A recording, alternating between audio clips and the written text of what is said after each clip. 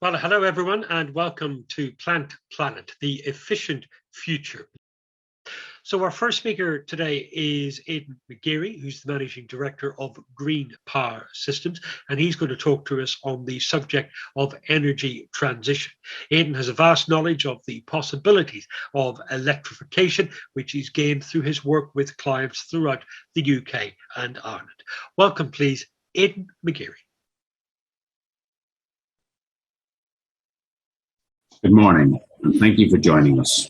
My name is Aidan McGeary, and today I'd like to introduce you to Green Power Systems and talk about the benefits a transition to electric equipment can bring to business operating in the construction, plant, and recycling sectors, to not only achieve the net zero targets that have been set by government around carbon emissions, but also to help realise the greater efficiencies that are available from running this technology day to day. Electric drives are today's forward-thinking trend for many businesses, not only in cars, but also in plant machinery. Due to the benefits around noise and dust pollution, many applications in urban, indoor, agricultural, and high-dust environments benefit from this type of equipment. Not to mention the powerful zero-emissions electric drives are extremely easy to maintain, and with lower operating and servicing costs, less vibration, smoother operation, and with much reduced heat buildup than the diesel engine alternatives, it's clear why this technology is growing in popularity across the sector. Another additional benefit is that the full torque is immediately 100% available when operating, which gives more output than traditional diesel-powered machines. Taking into account the reduced cost of fuel and maintenance, despite the initial higher investment cost of purchasing electric-powered equipment, estimates suggest the overall total cost of ownership is expected to be up to 20% lower than that of an equivalent diesel-powered machine in the very near future. While we believe that most people recognise the benefits and can get past the initial capital cost, we understand that for sites to realise the full potential associated with electric equipment, they need more than to simply purchase the machinery. What is lacking in many places is the infrastructure required to power and charge the machinery at the required times for an acceptable cost. This is what Green Power Systems are focused on to help the industry achieve its full potential. By working with the various stakeholders within industry, Green Power Systems are developing flexible power solutions to help develop the infrastructure required.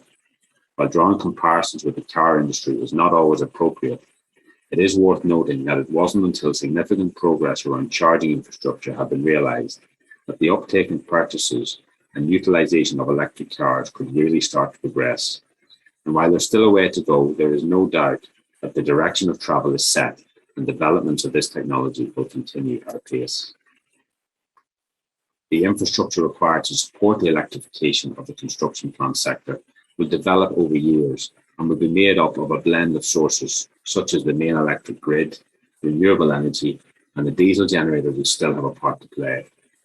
While the prospect of operating a generator may seem counterintuitive to electrification, it will still be necessary at the early stages of the transition or until all the strategies that involve cleaner energy sources can be made available. By utilising a single generator to power multiple pieces of equipment that previously would each have had their own internal combustion engine is a step in the right direction, especially when we consider all of the benefits discussed previously. There are, of course, strategies that can be implemented around the traditional generator to reduce its carbon emissions, such as running at an alternative HVO-type fuels, or by using battery storage to hybridize them, therefore downsizing to the generator and still getting the same results as far as power outputs, while also achieving reductions around runtime, fuel consumption, noise, and exhaust emissions, making this a very attractive solution for an increasing number of sites. One way we plan to develop strategies is by trialling the X-Electric battery storage technology, designed and manufactured in Austria, on various applications within the UK, where there is an opportunity to test the capability of electric machinery, but where existing infrastructure does not support it. It is only by carrying out physical trials in the field that we feel we can truly overcome the challenges, such as managing the space required for such equipment on sites that are often tight, getting the necessary power cables to site, and overcoming anxiety around the range of equipment and the charge time necessary. By carrying out the trials and gathering the data, we are building up a comprehensive picture that will help us provide users and their suppliers with the information required to develop the correct charging strategies and therefore implement the infrastructure to be able to support it. In this example, X-Electrics teamed up with Volvo in France, where for 1 week a ProBox unit was used to provide the power for an excavator and dumper on an off-grid island mode basis, as no mains grid power was available. This was done using an 80 kilowatt inverter with 140 kilowatt of batteries, and the onboard transformers and other features of these units allowed us to form our own grid. This solution is mostly suitable for applications where the equipment is being used on an intermittent basis or with low power requirements over short to medium term timescales. But the unit's ability to deliver smart charging function means that we can ensure only the cheapest and greenest energy is used to power the equipment. We equally believe that the industry will not only have to deal with the transition towards electric and other alternative sources of fuel, but how we pay for our energy will also undergo fundamental change, which is yet to play out, but is something we are watching out for. As well as carrying out physical trials, another way we can support businesses is using software specifically developed for selecting the appropriate storage solutions for any given application. In this example, we have a business that runs a fleet of electric battery-powered equipment where they need to charge them at specific times of the day, putting a load on their grid that exceeds their current supply. In order for them to ensure they can support a growing fleet of electric during the increase in the grid supply, our different software applies this system. From understanding the demand required from each individual machine, we can either produce our own load curve or take one from the client and analyze the data to be able to feedback what size storage system is required in order to deliver the necessary power outputs to satisfy all charging or powering requirements. From the initial survey and inputting the necessary information, we can produce simple reporting that illustrates the cost saving, payback, and confirm details of the reduction in carbon emissions that can be achieved. For any business, whether an end user with an existing fleet or someone who wishes to grow their fleet of electric plant machinery and would like some help dealing with the challenges we have covered in this presentation, please get in touch via our details at the end of the slide or look us up via Plant Planet. The move to electrification has started us. Let us help you get there. Thank you very much. We are ready for questions if there's any to be answered. Thank you. Indeed we are, Aidan. Thank you very much. If you have a question for Aidan, a question about the presentation or about the topic of electrification or the impact of the industry on climate change in general, then go to the Q&A box on your screen and put your question in there. Q&A box for your question. While you're at it, pop into the chat box, say hello to your other delegates and swap your LinkedIn profiles as well. It's nice to say hello to people. Aidan, good morning once again. Let's talk about some of the sort of the practical aspects of this. Many sites, by their very nature, or parts of sites are off grid, so there is an issue here about the portability of the equipment and its reliability. Say a little bit more about that. Well, in terms of reliability, you know, we started with this from the battery storage point of view, and I think we recognise that battery storage technology is reliable. The reality is that, you know, battery storage on its own isn't going to solve these problems. It's combining battery storage with, you know, other forms of technology, such as renewable sources, such as, you know, the diesel generator. You know, we can't get away from that, certainly at this stage. So it's how we combine, you know, all those various technologies, and you know, we're only really going to understand reliability when we, you know, really put this stuff to the test. And that's where we're at, is, you know, we're trialing this technology, you know, combining it with generators, combining it with renewable energy, and putting it on the sites and trying to understand, you know, the challenges. You know, a lot of sites don't have, you know, a lot of room, you know, they can be tight for space.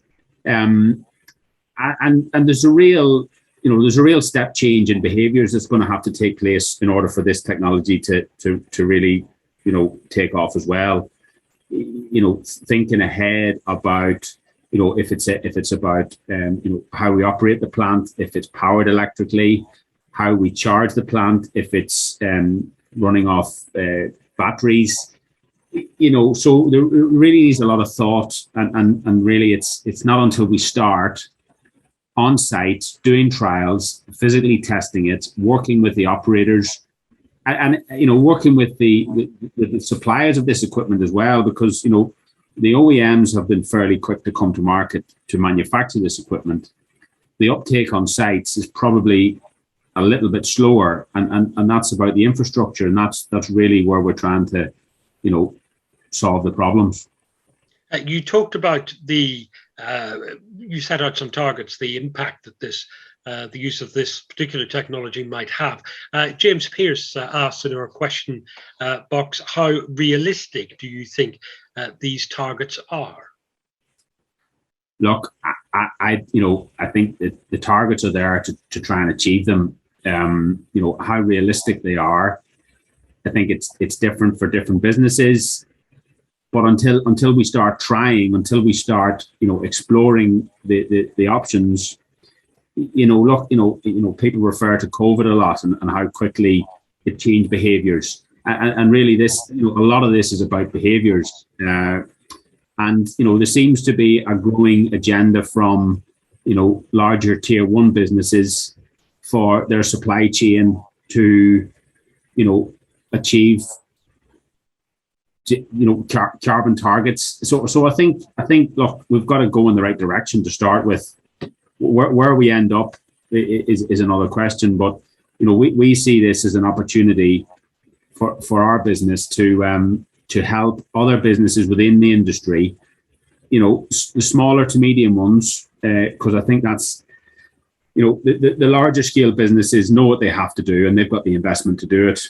We really want to try and help the smaller businesses in the sector who maybe it isn't their priority today, but it will become a bigger priority as time goes on. We want to try and help solve some of those challenges for when the time comes. And your argument is that it will certainly make an impact. Another question from someone who hasn't given their name is, how realistic do you think it is that the construction industry might become zero carbon? Sorry, Aidan, I don't know if you got that question from someone who's hasn't given their name. Is that the industry could become zero carbon? Yeah, again, zero carbon, there's probably more than one way to define that, but we're looking for progress. We're not trying to achieve perfection. We want to get in the right direction, and we want to start making tangible steps in that direction. Where it ends up, it's early days, but there's a pretty strong agenda, which is a commercial agenda there as well that we want to try and satisfy. So I think we get a lot of positive feedback from business. We see what the large OEMs are doing in terms of investing in these fleets. So in order for those fleets to get to market, the infrastructure needs to be there to support it, and that's not just infrastructure for large businesses. It's got to be flexible to suit the smaller and medium-sized businesses also. Aidan, thank you very much. We will leave it there. Aidan McGeary, thank you so much for your time today.